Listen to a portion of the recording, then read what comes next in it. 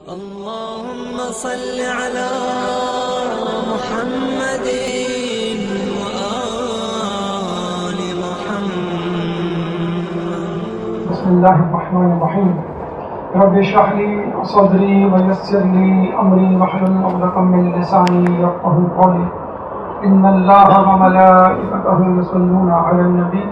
يا أيها الذين آمنوا صلوا عليه وسلموا تسليما.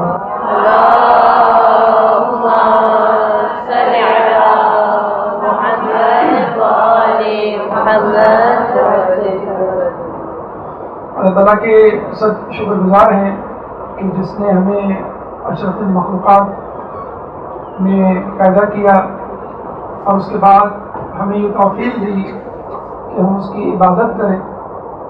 اور سب سے بڑی نعمت اہل بیت کی محبت اور مودت ہمارے دلوں میں جاگزی کی۔ ماہ رجب کی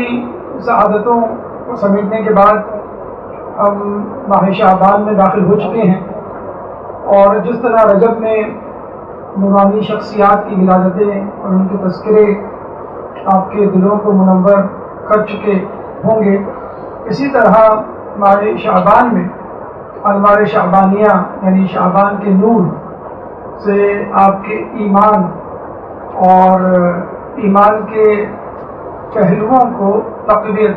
اور تجدید ایمان کی توفیق مل رہی ہوگی۔ 3 شعبان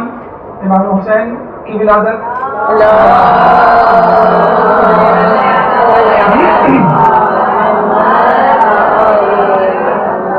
4 شعبان آپ کے علمبردار حضرت عباس کی ولادت،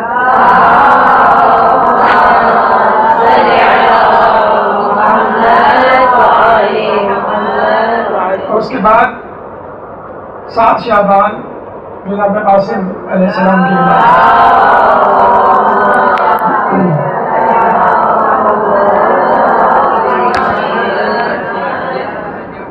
جناب قاسم کی شخصیت کے حوالے سے دیکھا یہ گیا ہے کہ ان پہ ہونے والے مظالم کا تذکرہ عموماً مسائل کی صورت میں ہمیں 8 محرم کی شب ملتا ہے، لیکن ان کی زندگی کے وہ حالات جو یقیناً بڑے مختصر سے ہیں، کیونکہ زندگی ہی انہوں نے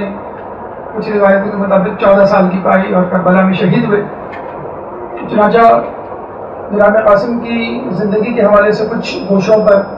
انشاءاللہ روشنی ڈالنے کی آج کوشش کریں گے۔ اللہ تعالیٰ سے دعا ہے کہ ہمیں اس کوشش میں کامیاب کریں۔ جناب قاسم کی زندگی کو ہم 2 حصوں میں تقسیم کر سکتے ہیں: کربلا سے پہلے کی زندگی سیرت طیبہ، اور کربلا کے دوران پیش آنے والے حوادث اور مسائل۔ جہاں تک آپ کے نام کا تعلق ہے قاسم، تو عربی لغت میں قاسم خوبصورت چہرے والے کو کہا جاتا ہے، اور یہ بھی کہا جاتا ہے کہ آپ اپنے والد گرامی کی مثل تھے، شبیہ تھے،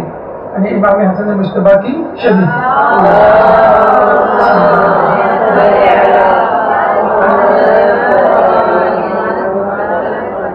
اور یہ بھی ہمیں تاریخ میں ملتا ہے کہ جناب حسن خود سرور کائنات رحمت للعالمین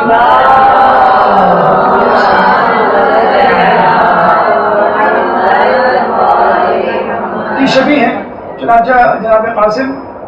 امام حسن مجتبیٰ اپنے والد گرامی کے وسیلے سے خود رسول اللہ کی شبیہ قرار پاتے ہیں۔ چنانچہ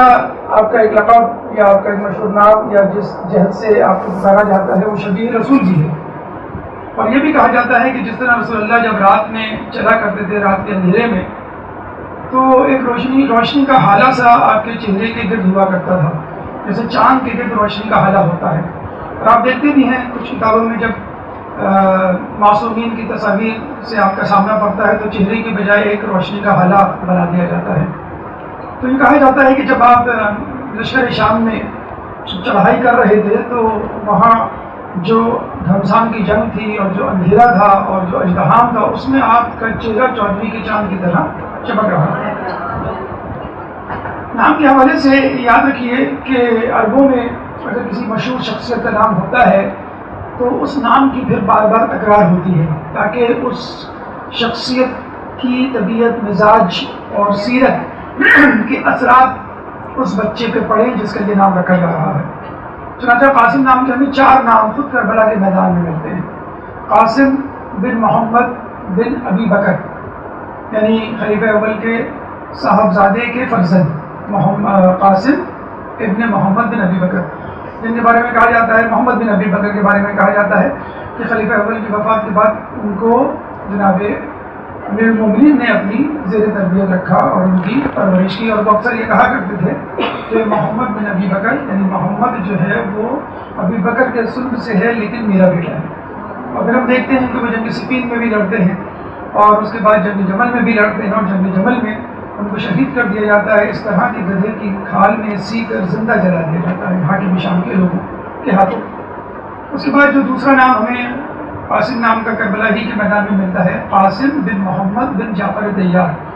جعفر طیار کے ایک بیٹے عبداللہ بن جعفر طیار جو مدینے میں رہ گئے تھے، دوسرے بیٹے کربلا کے میدان میں محمد بن جعفر طیار. جعفر طیار کے جن کو جنگ موطا میں شہید کیا گیا، جن کے بازو قلم کیے گئے، جن کے بارے میں رسول اللہ نے یہ خوشخبری دی کہ اب وہ جنت میں اپنے 2 پروں کے ساتھ پرواز کر رہے ہیں، جبھی ان کا نام طیار پڑا. اسی بعد قاسم بن عباس، یعنی حضرت عباس علمدار کے خود ایک بیٹے کا نام قاسم تھا. اس کے علاوہ قاسم بن حبیب ابن مظاہر، حبیب ابن مظاہر جو کوفے سے آئے تھے، ان کے ساتھ ان کا بیٹا قاسم بھی ان کے ساتھ تھا. یہ 4 قاسم ہمیں ملتے ہیں کربلا کے میدان میں. اور جب ہم مزید تحقیق کرتے ہیں اور یہ دیکھتے ہیں کہ قاسم نام کیوں اتنا زیادہ مشہور و معروف تھا اور کیوں اتنی بڑی شخصیات نے اپنے بیٹوں کا نام قاسم رکھا، تو ہم تاریخ کے جھروکوں میں جب جھانکتے ہیں تو پتہ چلتا ہے کہ خود رسول اللہ کے پہلے فرزند کا نام قاسم تھا. اور بعثت سے پہلے، یعنی اعلان رسالت سے 2 سال پہلے ان کی پیدائش ہوئی اور 2 سال ہی میں ان کا انتقال ہو گیا، جس پہ رسول اللہ کو بہت رنجیدگی ہوئی. اور انہی صاحبزادے کی کنیت پر، انہی صاحبزادے کے نام پر رسول اللہ کی کنیت ابوالقاسم پڑی، جو ہمارے تقریباً ہر خطبے کا جز بن چکی ہے کہ الصلاۃ والسلام علی رسول کریم خاتم النبیین شفیع المذنبین ابوالقاسم محمد.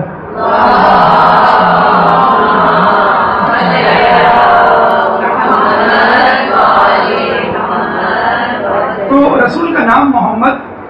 اور ان کی کنیت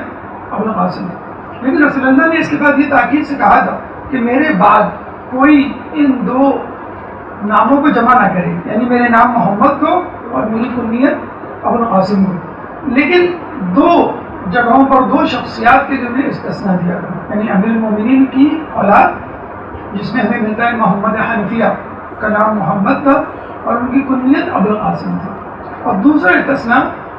خدا بند قدوس کی زمین پر آخری حجت امام مہدی علیہ السلام،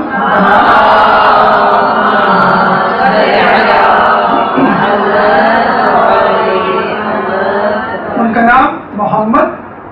اور ان کی کنیت ابوالقاسم. جبکہ خود رسول اللہ کی حدیث میں ملتا ہے کہ زمین کی آخری حجت جو اس دنیا کو اپنے عدل و انصاف سے اس طرح بھر دے گی جیسے وہ ظلم و جور سے بھری ہوئی ہوگی، اس کا نام میرے نام پر یعنی محمد اور اس کی کنیت میری کنیت پر یعنی ابوالقاسم. اور رسول اللہ کی یہ حدیث بھی صادق آ جاتی ہے، عبداللہ محمد اوسطنا محمد و آخرنا محمد و کلنا محمد. تو یہ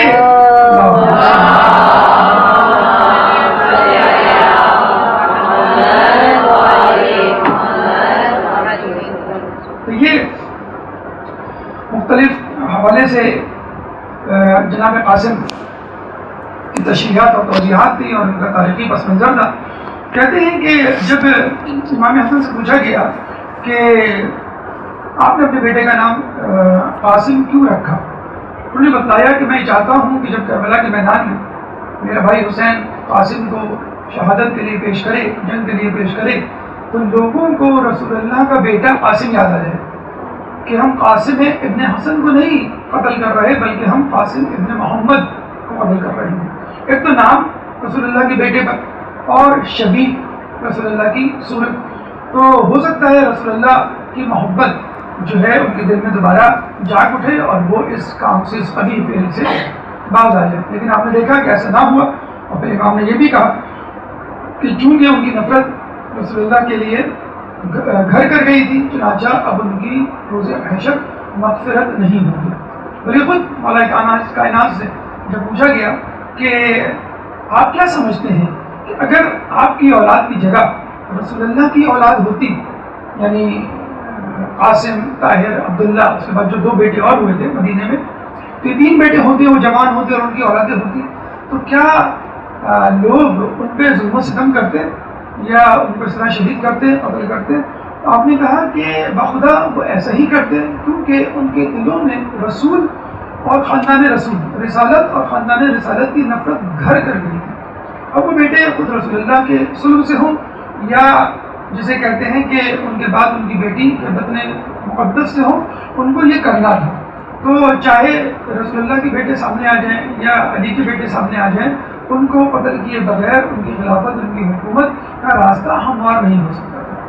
تو یہ قاسم نام کی توجیہ اور توضیح کہ جس کی بنا پر ان کا نام رکھا گیا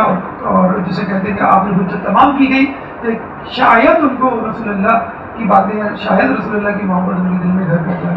کچھ علماء اعلام نے ایک نئے پہلو سے، ایک مختلف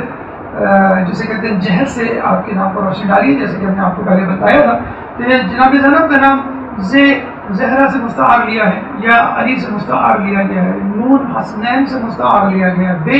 نبی سے مستعار لیا گیا۔ اس طرح قاسم کے بارے میں کہا جاتا ہے قاف کا مطلب قدیر، جو کہ اللہ تعالیٰ کا ایک نام ہے، الف سے اللہ، سین سے سلامتی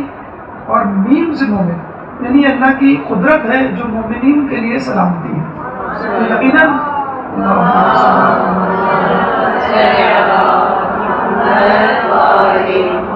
چنانچہ آپ کی شخصیت، آپ کا نام، آپ کا کردار یقیناً مومنین کے لیے ایک رحمت تھا، ایک برکت تھا، اور رسول اللہ کی یاد ہم وقت ان کے ساتھ کہا کرتے تھے۔ امام قاسم کی والدہ کی طرف چلتے ہیں، جیسے کہ آپ نے تاریخ میں پڑھا ہوگا، ام فروا کا نام، ان کا چرچا اور ان کا تقدس اور ان کی شخصیت آپ کے ذہن میں ہوگی۔ جناب ام فروا کنیت ہے اور ان کا اصل نام سلمہ تھا، سلمہ بنت عمرو القیس۔ ایک نام ہمیں نجمہ بھی ملتا ہے اور کچھ لوگوں کا خیال ہے کہ یہ ام الولد یعنی کنیز تھی، حالانکہ ایسا نہیں ہے، نام مشہور ان کا سلمہ ہی ہے۔ اور ایک اور نام ملتا ہے رملہ، بالا جو مشہور ترین نام ہے وہ سلمہ بنت عمرو القیس۔ عمرو القیس کے بارے میں یاد رکھیے کہ یہ خود عرب کا ایک بہت مشہور شاعر گزرا ہے، جس کے بارے میں جب مولا سے پوچھا گیا کہ عرب کا بہترین شاعر کون ہے تو مولانا نے کہا گمراہ ترین شاعر عمرو القیس، یعنی شاعر تو تھا وہ لاجواب بہترین، لیکن گمراہ تھا، جاہلیت کے اندھیرے میں پڑا ہوا تھا اور ایمان نہیں لایا تھا۔ بہرحال یہ عمرو القیس ہیں جو یمن سے تعلق رکھتے تھے، ام فروا کے والد، اور وہ عمرو القیس تھا جو کہ مشرک تھا اور جاہلیت کے زمانے میں ہی مر گیا تھا اور شاعر تھا بہت بڑا۔ جناب عمرو القیس جو کہ والد تھے جناب ام فروا کے، یمن میں رہا کرتے تھے۔ ایک دفعہ مولا علی یمن گئے اور عمرو القیس نے آپ سے ملاقات کی تو وہ ان کا گرویدہ ہو کے رہ گیا اور ایمان لے آیا۔ اور یہ بھی ملتا ہے کہ ان کی محبت میں وہ یمن چھوڑ کر مدینے آ گیا کہ مجھے اب مدینے ہی میں رہنا ہے، اور اپنی دونوں بیٹیوں کو سلمہ اور سلامہ، سلمہ بڑی بیٹی یعنی ام فروا اور چھوٹی بیٹی سلامہ جن کو ام ربا کہا جاتا ہے، دونوں بیٹیوں کو لے کر مدینے میں آ گیا اور یہ کہنے لگا کہ اپنی بیٹیوں کی شادی شریف ترین شخص سے ہوگی۔ اب کوئی شریف ترین شخص جو ہے تلاش کرتے تھے تو وہ دیکھتا تھا کہ مولا علی جس گلی سے گزرتے تھے تو لوگ کہا کرتے تھے ما اشرفہ حاضر الفتح، کہ کون اس مرد سے زیادہ بہترین شریف ہو سکتا ہے۔ تو اس نے مولا علی سے ایک دن اپنی خواہش کا اظہار کیا کہ میں اپنی بیٹی کی شادی اس شہر کے مدینے کے علاقے کے بہترین اور افضل ترین اور شدید ترین شخص سے کرنا چاہتا ہوں اور مجھے لوگوں میں آپ ہی ملے۔ تو آپ نے اس کی درخواست کو اس طرح قبول کیا کہ اپنی بڑے بیٹے امام حسن علیہ السلام کی شادی جو ہے وہ ام فروا سے اسی دن کر دی۔ ام فروا چھوٹی تھی، ان کے بڑے ہونے کے بعد ان کی شادی امام حسین علیہ السلام سے ہوئی۔ ام فروا سے شادی کے بعد جو کہ 35 ہجری میں ہوئی، آپ کے 4 بیٹے اور 2 بیٹیاں پیدا ہوئی، اور ام فروا جن کی شادی امام حسین سے ہوئی ان سے 2 اولادیں ہوئی، ایک جناب علی اصغر اور ایک بی بی سکینہ۔ چنانچہ علی اصغر اور جناب قاسم آپس میں چچا زاد بھائی بھی ہیں اور خالہ زاد بھائی بھی ہیں۔ چچا زاد بھائی حسن حسین کی وجہ سے ہیں اور خالہ زاد بھائی جو ہیں وہ ام فروا اور ام ربا کی وجہ سے جو دونوں بہنیں تھیں۔ بہرحال آپ کے والد جناب قاسم کے حوالے سے قاسم ابن حسن، تو امام حسن آپ کے والد تھے، اور آپ کو معلوم ہونا چاہیے کہ جب حضرت علی کی شہادت ہوئی ہے تو خلافت امام حسن علیہ السلام کے ہاتھ میں آئی، اور امام حسن علیہ السلام کے بارے میں آپ کو معلوم ہوا کہ ٹھیک ہے کربلا اپنی جگہ درست ہے اور سب سے زیادہ مسائل ہمیں کربلا میں ملتے ہیں، لیکن امام حسن نے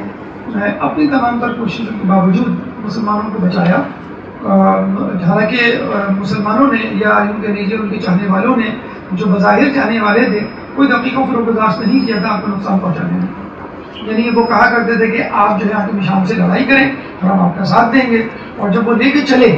تو پتہ چلا کہ آہستہ آہستہ لوگ جو ہے وہ ٹوٹنے لگے، کیونکہ حاکم شام نے ان کو خریدنا شروع کیا، لوگ اپنے خیموں میں سوتے تھے، جب رات کو سونے کے بعد صبح فجر میں جاگتے تھے تو خلیفہ وقت یعنی حاکم شام کی طرف سے اشرفیوں کی تھیلی ان کے خیمے کے اوپر لٹک رہی ہوتی تھی، تو وہ اس تھیلی کو دیکھ کر اس میں موجود رقعے میں لکھی ہوئی تحریر کی وجہ سے حاکم شام سے جا ملا کرتے تھے، تو روزانہ جو ہے ان کی جو فوج ہے ان کی سپاہیوں کی تعداد میں کمی ہوتی رہی، اور وہ انجام بھاگ چکے تھے کہ میرے پاس بہت کم لوگ رہ گئے، اور جو لوگ ہیں ان کا بھی مجھے نہیں معلوم کہ جب میں حاکم شام سے لڑنے جاؤں تو یہ بھی میرا ساتھ چھوڑ گئے، اور جو گنے چنے لوگ بنی ہاشم کے یا بہت ہی زیادہ پکے مومنین اگر میرے ساتھ رہ بھی گئے تو یہ نہ ہو کہ ان کی بھی گردن زدنی ہو جائے اور اسلام یا مومنین جو ہے وہ بالکل اس سطح ہستی سے دنیا سے مٹ جائیں۔ چنانچہ انہوں نے صلح کر لی، اور صلح کی بھی پیشکش خود حاکم شام کی طرف سے ہوئی اور سفید سادے کاغذ بھی ہوئی، تو یہاں یہ بات ہمیں جان لینی چاہیے کہ فتح دراصل خود امام حسن کی ہوئی، تو اس صلح کا ہاتھ وہ بڑھاتا ہے کہ جو ہار چکا ہو، حاکم شام کی طرف سے ہوئی، اور جو شرائط ہوئی اس میں طے ہوئی، اس میں مومنین کا خاص خیال رکھا گیا، کوفے میں رہنے والے مومنین کا، اہل بیت کا، اور اہل بیت میں جو لعن طعن بھیجی جا رہی تھی اس کو ختم کروانے کا، پھر ایک مخصوص شہریے کا، چنانچہ بہرحال تمام شرائط مومنین کے اور مسلمانوں کے حق میں تھی، لیکن پھر بھی لوگ آپ سے بہت ناراض ہوئے اور خدا نخواستہ آپ کو مذلل مومنین کا لقب دیا، نعوذ باللہ، یعنی امیر المومنین، مومنین کے امیر آپ کے والد گرامی تھے، تو اس کے حوالے سے کہا وہ تو امیر المومنین تھے لیکن آپ مذلل المومنین، نعوذ باللہ، مومنین کو ذلیل کرنے والے یا کروانے والے،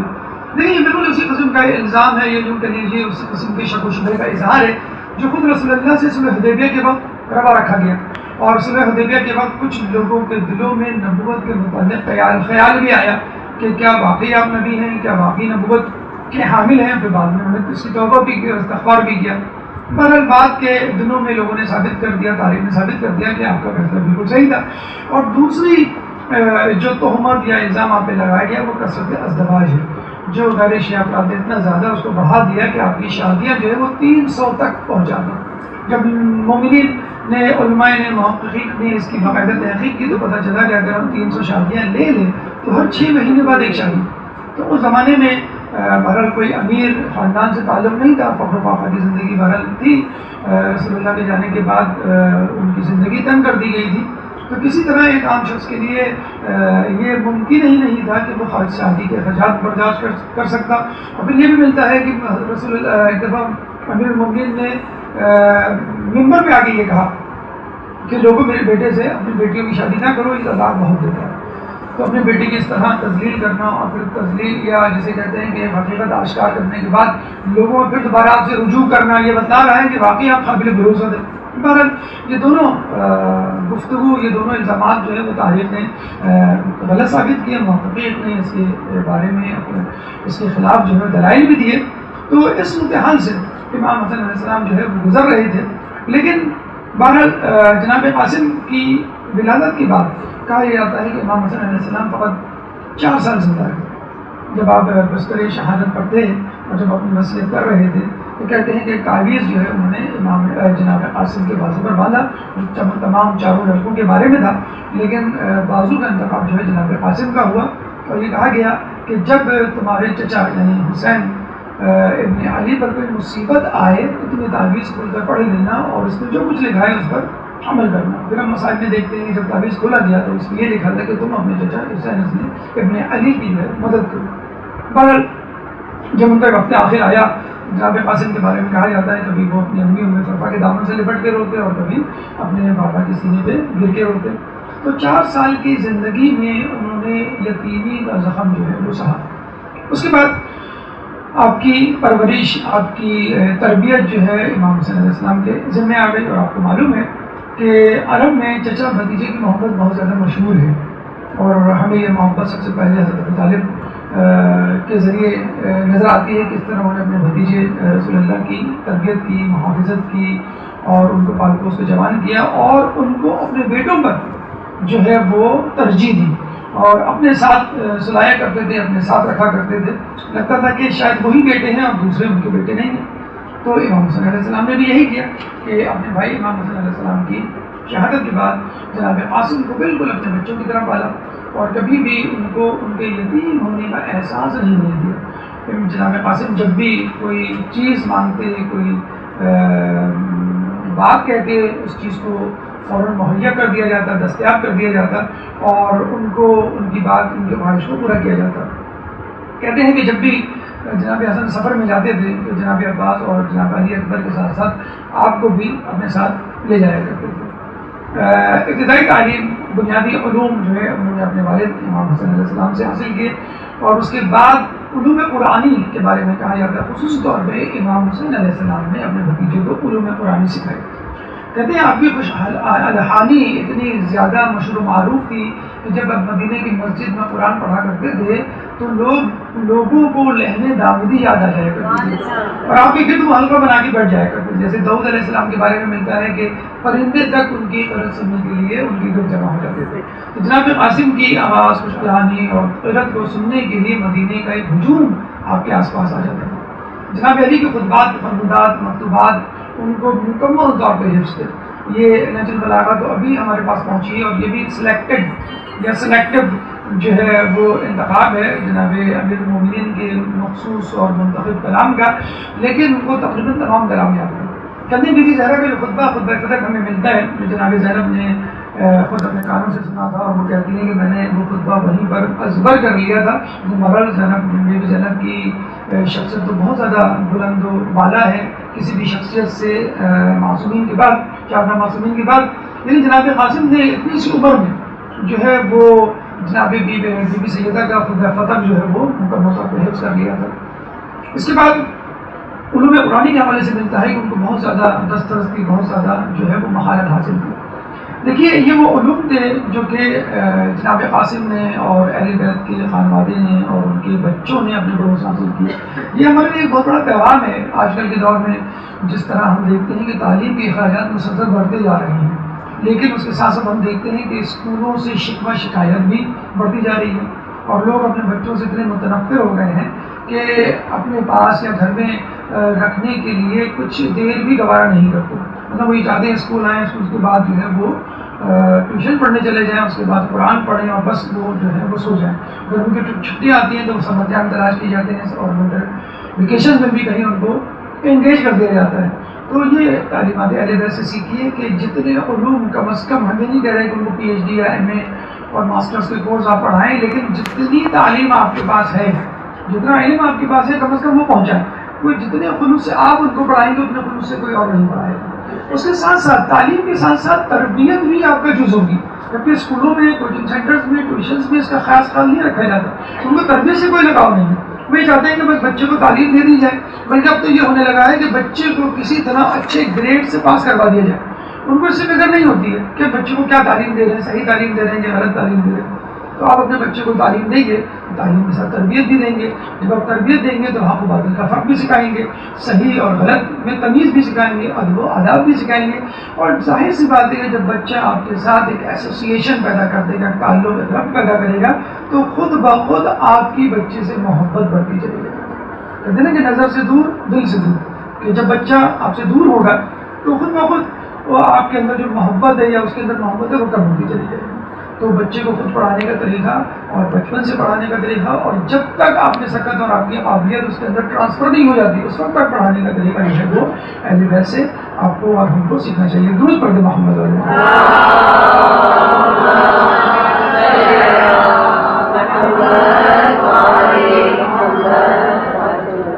دیکھیے ہم نے سے پہلے بھی ذکر کیا تھا کہ خاندان اہل بیت معصومین اور ان کے اطراف کے جتنے بھی لوگ ہیں اللہ تعالیٰ ان کو بچپن سے تیار کیا کرتا ہے اور ان کے اوصاف حمیدہ گہوارے ہی سے ظاہر ہونے شروع ہو جاتے ہیں. جیسے مولا علی کے بارے میں ملتا ہے کہ گہوارے میں کس طرح انہوں نے اجدہے کے 2 ٹکڑے کیے، اور جس طرح ہمیں ملتا ہے کہ کس طرح جو ہے وہ مولا علی نے اور امام زمانہ نے جو ہے وہ بچپن میں کلام کیا. جس طرح انبیاء کے بارے میں ملتا ہے. تو یوں سمجھ لیجیے کہ اہل بیت کے گھرانے کے ہر فرد کو بچپن ہی سے سکھا دیا گیا تھا کہ تم جو ہے کس خاندان سے تعلق رکھتے ہو اور تمہیں کیا کرنا ہے، اور جو آگے چل کے جو کام کرنا ہوتا تھا اس کے بارے میں بھی پہلے سے آگاہی دے دی جاتی تھی. جیسے ہمیں ایک واقعہ ملتا ہے کہ آپ کی ولادت کے 5 مہینے بعد محرم تھا، تو ایک دن ام فروا گھبرائی ہوئی امام حسین علیہ السلام کے پاس آئی اور کہنے لگی کہ آپ کے بچے نے جو ہے وہ صبح سے دودھ نہیں پیا. انہوں نے کہا کہ گھبرانے کی بات نہیں ہے، آج جو ہے وہ عاشور کا دن ہے. اور پھر انہیں امام حسن کے پاس، تو امام حسن نے کہا کہ آج کے دن جو ہے عاشور کا دن ہے، اور یہ جو ہے میرے بھائی حسین کے ساتھ جو ہے وہ شہید ہوگا اور محرم کا مہینہ ہوگا اور 3 دن کے بھوکے پیاسے ہوں گے. تو جناب ام فروا جو ہے یہ سن کر بڑی پریشان ہو جاتی ہیں. تو وہ کہتے ہیں کہ تم گھبراؤ مت، حسین یعنی میرے بھائی کا 6 ماہا علی اصغر بھی اس معرکے میں ہوگا، اور وہ بھی 3 دن کا بھوکا پیاسا ہوگا، وہ بھی جو ہے تیر کھائے گا اور اس معرکے میں شہید ہوگا. تو ام فروا جو ہے وہ یہ سن کر ان کو صبر آ جاتا ہے کہ اگر میرا بیٹا شہید ہوگا تو یہ جو ہے علی اصغر بھی شہید ہوگا. پھر باقاعدہ امام حسن جو ہے وہ تاکید کرتے ہیں کہ تم میرے بھائی پر، میں تو نہیں ہوں گا لیکن تم میرے بھائی پہ اپنے بیٹے کو قربان کرتے ہیں. اچھا اب دیکھیں قدرت جو ہے خانوادہ رسالت کو، خانوادہ اہل بیت کو کس طرح تیار کرتی ہے اپنے آنے والے دور کے لیے جو کام ان کو کرنا ہوتا ہے. بی بی زینب کے بارے میں بھی آپ نے سنا، جناب قاسم کے بارے میں بھی. خود رسول اللہ نے اہل بیت کو اور امام کے گھر والوں کو یہ درس اپنی زندگی میں دینا شروع کر دیا. نہ صرف اپنے گھر والوں کو بلکہ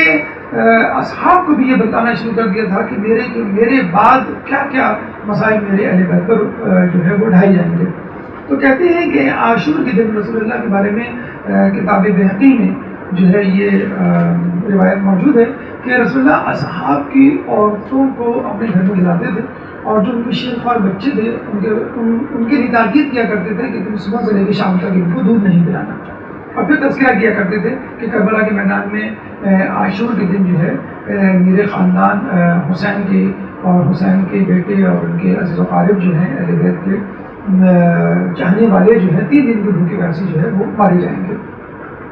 پھر ہم دیکھتے ہیں کہ جناب قاسم کو جو ہے خواب میں بتلا دیا جاتا ہے، امام حسین کو خواب میں بتلا دیا جاتا ہے، جناب زینب کو خواب میں بتلا دیا جاتا ہے کہ تمہارے ساتھ جو ہے وہ کیا ہونے والا ہے. ایک خواب آپ نے بی بی زینب کا سنا تھا کہ کس طرح انہوں نے دیکھا کہ وہ گھر میں کھڑی ہوئی ہے اور ایک دم سے آندھی آتی ہے، تیز ہوا چلتی ہے اور وہ درخت کو پکڑتی ہے اور وہ درخت اکھڑ جاتا ہے جنت الفردوس میں ہو، اور وہاں پہ ایک بہت بڑا خوبصورت پھولوں سے لدا ہوا درخت ہے، اور اس کی جو سب سے بڑی سب سے اوپر کی شاخ ہے اس میں ایک سرخ پھول لگا ہوا ہے، اور وہ پھول میں توڑنے کے لیے آگے بڑھتی ہوں کہ ایک دم سے آندھی چلتی ہے اور وہ پھول ٹوٹ کر نیچے گر جاتا ہے. جب وہ پھول نیچے گرتا ہے تو میں جھک کر اس پھول کو اٹھانے کی کوشش کرتی ہوں، اور جیسے میں اٹھانے کی کوشش کرتی ہوں پھر ایک آندھی چلتی ہے اور اس پھول کی پنکھڑیاں بکھر جاتی ہیں. اتنے میں امام حسین آتے ہیں اور وہ آ کر اس پھول کی پنکھڑیوں کو چنتے ہیں اور ایک ایک پتی کو چنتے جاتے ہیں اور روتے چلے جاتے ہیں. جب ام فروا کی آنکھ کھلی تو دیکھا جناب قاسم سامنے ہی لیٹے ہوئے ہیں، اور اس پھول کی جو رنگت تھی وہی سرخی جو ہے جناب قاسم کے چہرے پر تھی. گھبرائی ہوئی جناب زینب کے پاس جاتی ہیں اور کہتی ہیں کہ میں نے جو ہے یہ خواب دیکھا ہے. تو بی بی زینب یہ خواب جا کر جناب حسین کو سناتی ہیں. تو کہتی ہیں کہ تم بھابھی ام فروا سے کہو کہ وہ صبر کرے، کیونکہ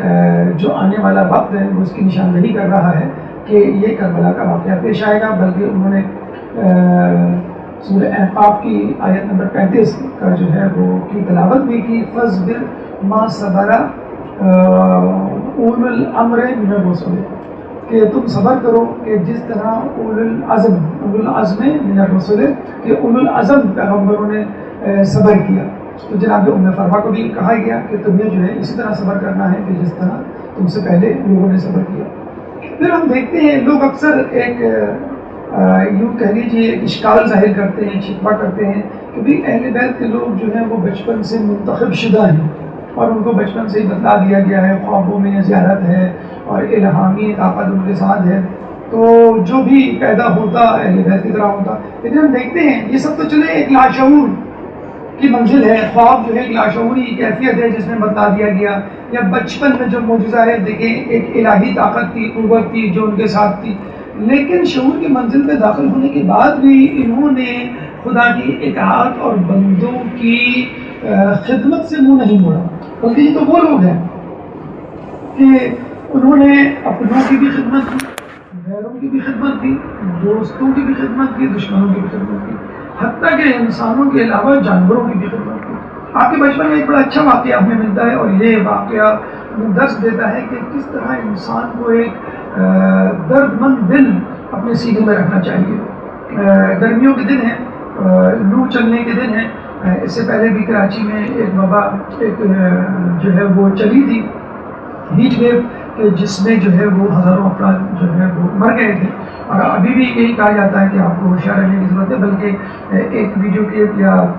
ایک میسیج سرکولیٹ ہوتا ہے اکثر گرمیوں میں کہ آپ جو ہے لوگوں کو پانی پلانے کے ساتھ ساتھ پرندوں کے پانی پلانے کا بھی انتظام کریں, کہ بیچارے وہ اڑ رہے ہوتے ہیں اور ڈھونڈ رہے ہوتے ہیں ہمیں پانی جو ہے وہ کہاں ملے گا. تو جب جہاں پانی مل جاتا ہے وہ پانی پی لیتے ہیں, اگر اڑتے اڑتے ان کو پانی نہ ملے تو ہو سکتا ہے شدت پیاس سے وہ بے ہوش ہو جائیں یا مر جائیں.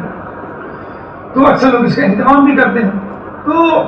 جناب قاسم اپنے بھائیوں کے ساتھ اپنے گھر کے صحن میں مٹی کے پیالے میں پانی کا اہتمام کیا کرتے تھے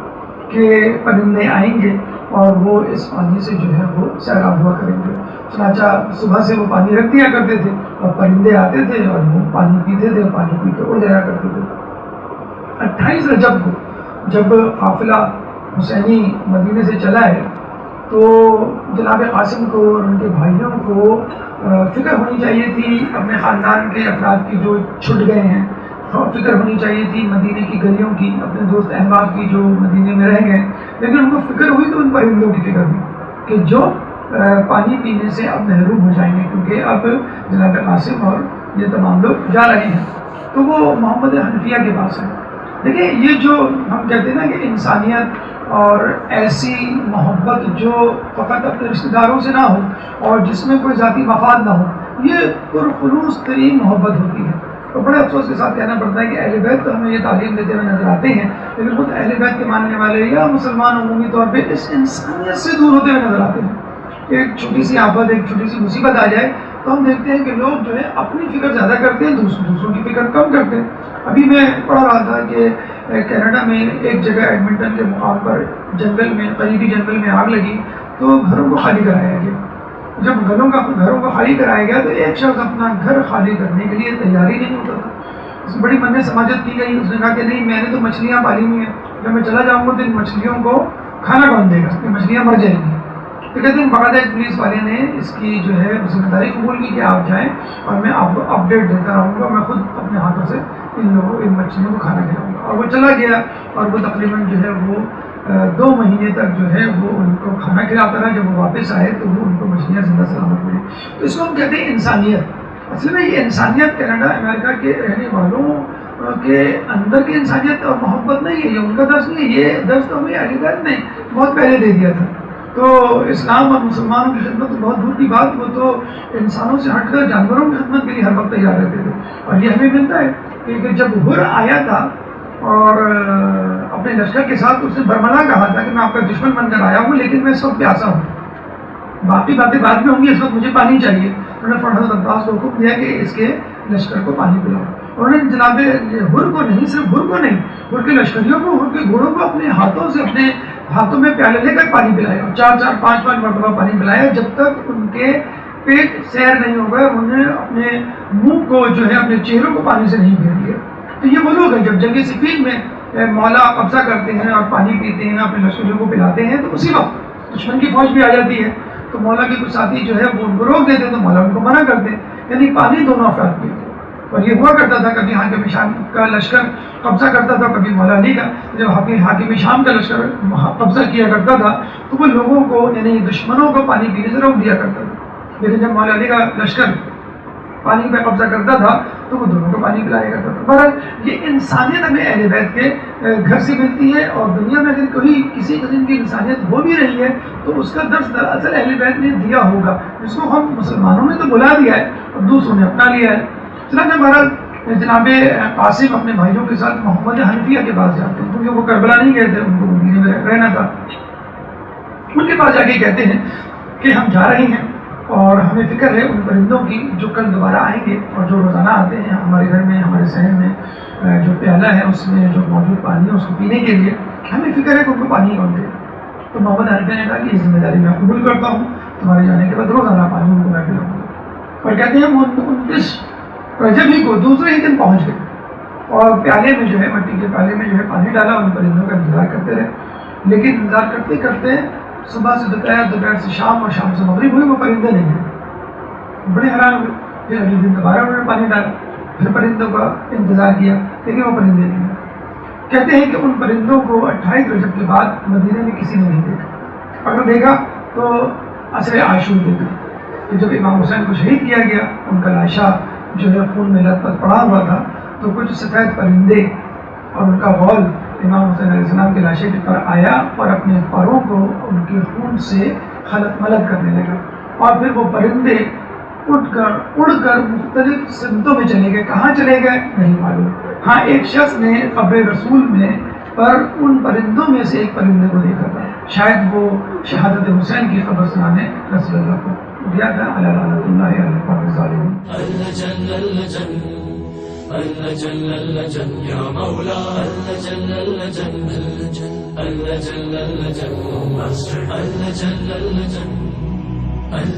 يا صاحب السماء